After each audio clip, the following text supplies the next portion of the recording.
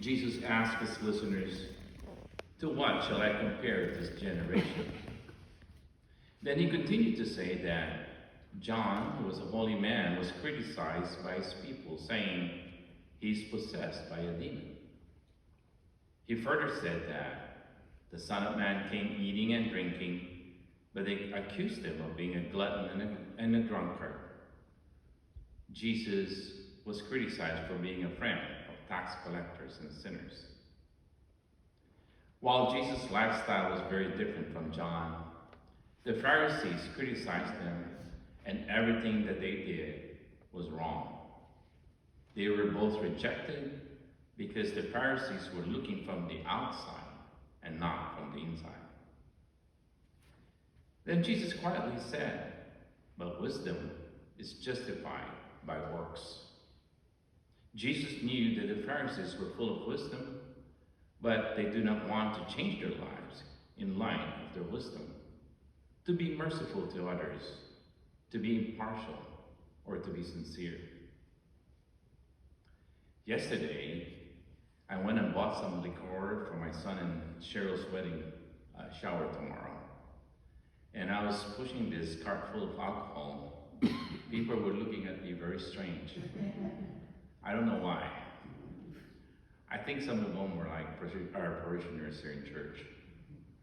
They were probably thinking, "Look at Deacon Noel. He must be an alcoholic." Nowadays, people can be so critical of others. We live in a world with many prejudices. What we say can easily be taken out of context, and many times we focus on the tiny faults of others and we overlook their good. And if we like someone, they can do nothing wrong.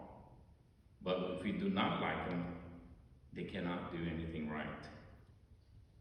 My dear friends, let us be reminded of the golden rule. If we don't like people to criticize us, then let us stop being critical of them.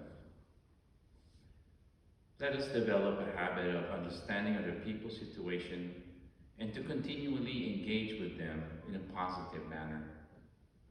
Even when people judge us unfairly, we know better than to get mad at them, which means we should not be affected by people's reactions.